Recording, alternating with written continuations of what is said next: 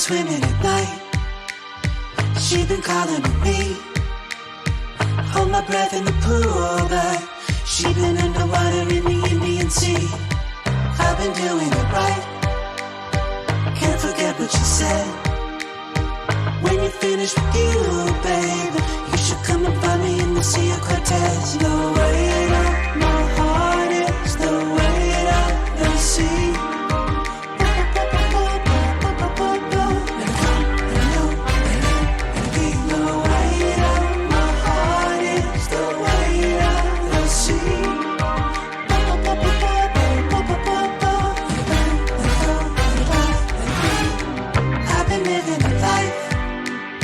She been living a dream. There's a blanket of cool water. She been cultivated in the space in between. Could be chasing a ghost, another crease in the waves. With all the truth in my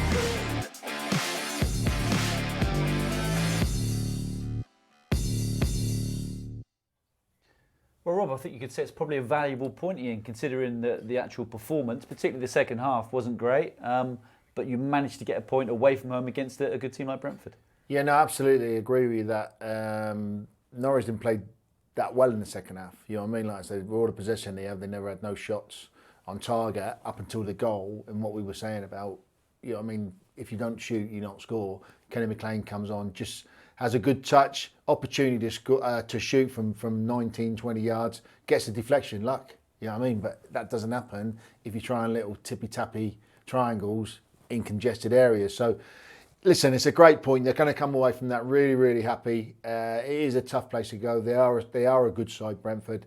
So like it's a point away from home, probably against one of their rivals come the end of their season. And Daniel Farke sometimes had the finger pointed even for not changing things early enough in the game. He did today, brought Todd Cantwell off at half time, whether that's to do with injury or in terms of a system he wanted to play. He went to 3 at the back and played with 2 wing backs essentially and changed things up and mixed things up to try and get that point and get back into the game, which they did, and maybe even try and win it at the end. Yeah, no, absolutely. I mean, like he sort of like the first half, sort of like Brentford came in at 1-0 and he felt as if he had to do something rather than waiting 20 minutes into the second half. He thought, I'm going to do it now, and respect for that, total respect for that. He brought Placheta on for Cantwell to try and give probably Norwich a bit more width, and really Placheta didn't do that well. You know, I mean, he kept trying to come in rather than stay out wide to receive the ball. So that probably never worked. He didn't have as big an impact as Daniel might have thought he had. But like I say, playing 3 centre halves allowed Max and Placheta to play high up the pitch. It's sort of like, and like I say, Buendia was busy as normal, and then he brought Hugo on, bit of like rough and toughness up front as well. But like I say, overall it was not a great performance, but it's a great point. And Tim Krul again has made probably 3 match saving goals today. You know, saves today. Yeah. It's been fantastic, and that's what you need, isn't it? Your goalkeeper does that. You keep that clean sheet in the second half, and somehow you get yourself back into the game and you nick a point. At the end of the season comes, you don't remember how you got that point. You just remember it's a good point away from home. Yeah, absolutely. I mean, I think that was a man of a match performance today by Tim Krul. I think he was the one that, stopped it from being 2-3. 4-0, you know what I mean? 2 fantastic saves, like as Gunny said at half time and whatever. Like, and didn't have to do a lot in the second half, but he was there when the saves had to be made. And yeah, that's what goalkeepers are there for. But listen, if it wasn't for him today, Norwich would have been out of sight. Brentford would have been out of sight from Norwich. So he kept his side in the team, kept his side in the game, and when the opportunity came, fortunate as it was, is a goal. Yeah, well, let's ask Gunny himself. Gunny, is that what you're there for? Yeah, that's your job. But at the same time, you make the big saves at the big moments that inspire your team. And I think with Tim there tonight and it stayed before half time, a couple of nice saves, easy saves in the second half, kept things solid. And then, the goal was a fluke. But at the same time, as I think it was Leon Barnett on iFollow who was commentating, said if you don't shoot, you don't score. So at the same time, that was, a problem for Norwich City in the first half. There was only a couple of chances. But in the second half, when they got in front of the goal, the late sort of frenetic, passages of play, then Kenny McLean came on and thought, right, I'm going to have a go here. And he hit it, and it was probably going wide. until it hit one of the Brentford defenders and ended up at the back of the net. So, you've got to give credit to the players, the manager for his changes as well, because he made the first change at half time. And he injected the pace of Placheta the second half, and I think deservedly got the point that they probably weren't expecting in the first half, but they got the point, and they come away from the new Brentford Stadium sort of unbeaten in the last 4 games. And Gunny, putting your managerial hat on, from a type of performance from a team like that, they're not firing all cylinders at the minute. They're not blowing teams away like we've seen them do in the Championship last time, but they're winning games and they're gaining points away from home. And that's important, isn't it? Because they can play better.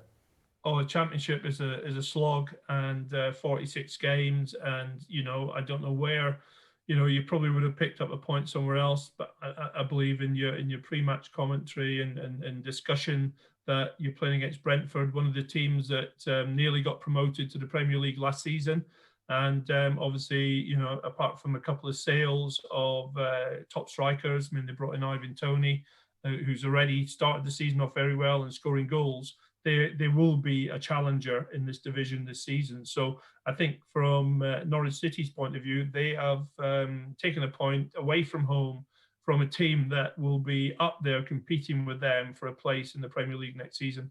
And when you look at the Championship as a whole, there's nothing to be feared for Norwich this season, is there? Rob and I were talking about this earlier. There's no Aston Villa, there's no West Brom, there's no Leeds United. So Norwich have got a really good opportunity. There's teams up at the top of the Championship at the moment we never expected to be there. The Readings, the Swanseas, the Millwalls, the Brentfords to a certain extent. It is a good opportunity to get straight back into the Premier League. Amazing that these teams are playing and playing so well without no fans in the stadium. A lot of the pressure comes from the fans. It seems that there's a bit of freedom for some of the teams that are up there at the moment. I had a separate eye on the Swansea v Stoke game. It ended up unfortunately a win for Swansea, but my son Angus came on at half time because of an injury to the goalkeeper. But those 2 teams will be up there challenging as well. So, there's umpteen teams and, probably 10, 12 teams in the Championship who you would expect to be there or thereabouts. And they would hope at Christmas to be in and around, the top 10 places, because that still gives you a chance getting to the Premier League. Obviously, if you win all the games and you're very consistent, you can book your place in the Premier League earlier. But I think this season is quite unique. With the fact that there's no crowd in the stadiums, and it's going to give all these teams different challenges, the players different challenges that they've never had before in their careers. Yeah, and going to be looking at the Championship at the moment, do you look at it and you think, how many games in do you think you look at it and think, right, this is where Norwich are, this is the type of season they're going to have? Is there kind of a figure on games? Is it 10? Is it a dozen? Is it 15? Is it 20 before you really think? Because anything can happen in the Championship. There's plenty of teams that have come from way back near the end of a season and have gone on to get into the playoffs. So it's never over. But when do you think you get a sense of where Norwich are going to be? I think just after Christmas. I think if you look at the table sort of after the Christmas transfer window as well, because then obviously the teams will have strengthened as much as they can. The players they would have brought in, that's it. That's their squad's finished for the season. Those next couple of games after that, sort of probably early February, and then the big race is on for, the top 2 places, which gives you the automatic. And then obviously the top, the next 4 places. And, I think we've seen in the past, the teams that come from like position 10, they get into 6 and then they win the playoffs. And so it's there's no given formula, I don't think, for the Championship. I think 2 points per game, 46 games, 92 points will get you probably a medal, a win in the Championship, or coming second.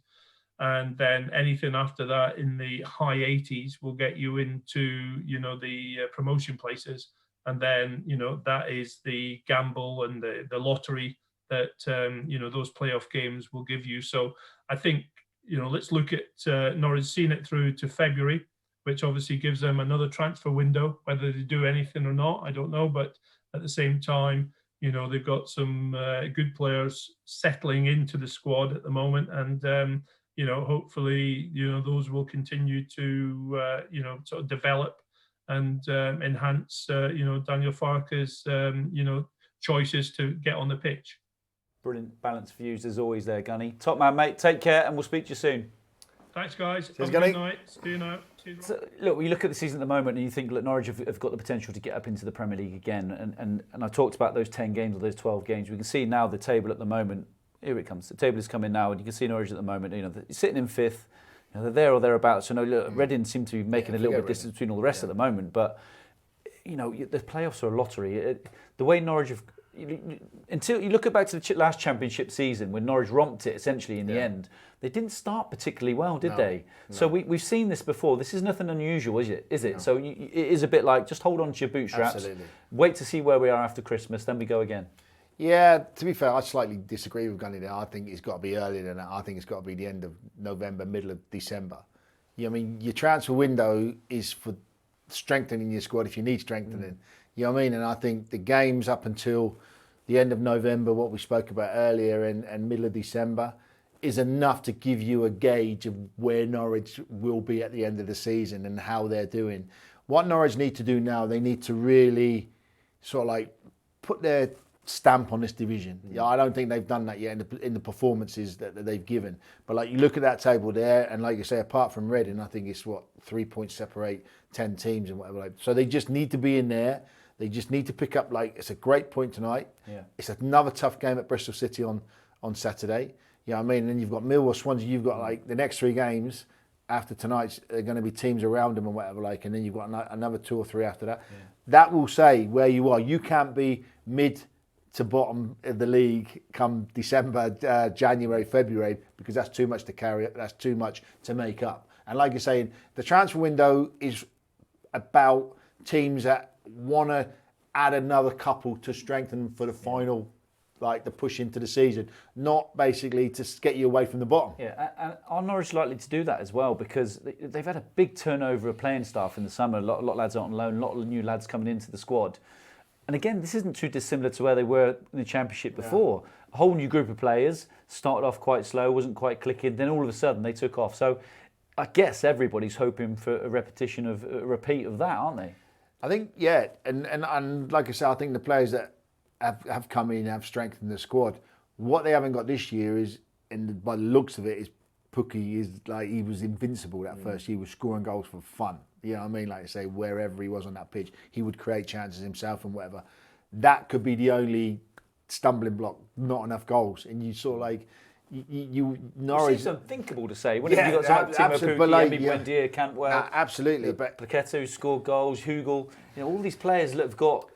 they've got pedigree in the Championship, yet we're not quite seeing the goals flowing at the moment. Well, the chances, the goalkeeper saved there, I think it was Brentford never had the keeper, we said, in the second half, he never had a save to make. Yeah. The goal was a deflection. That means no one's having shots. Norwich had a shot today outside of the box, it's a goal. All the rest was pure football. It had to be the perfect goal, and it doesn't happen that often. It happens every now and again, but it doesn't happen that often. When they played in the Championship, Pukki was on fire. He was making runs. He was darting little runs, and Buendia was feeding him and whatever. And it's just not happening at the moment. But like you say, they were slow starters the last time they were in the Championship. They're slow starters. Can we say it's a slow start this year? But listen, they're 5th in the table. Yeah. They're 5th in the table, so they're right in the mix and whatever. And like I say, after another 5 or 6 games, if they are still in the mix there, then you think they're only going to get better. Yeah, they will get better. Norwich won't get worse. They will get better because they've got good players, and individually they've got match winners as well. So hopefully those players will rise to where they were a couple of seasons ago. And they've turned the lights off here, so it's probably about time we have to leave. Norwich away at Bristol City on Saturday. We'll be back here for NR1 Live on Tuesday against Millwall. 6:30 start for us live because it's a 7 o'clock kickoff. We'll see you then.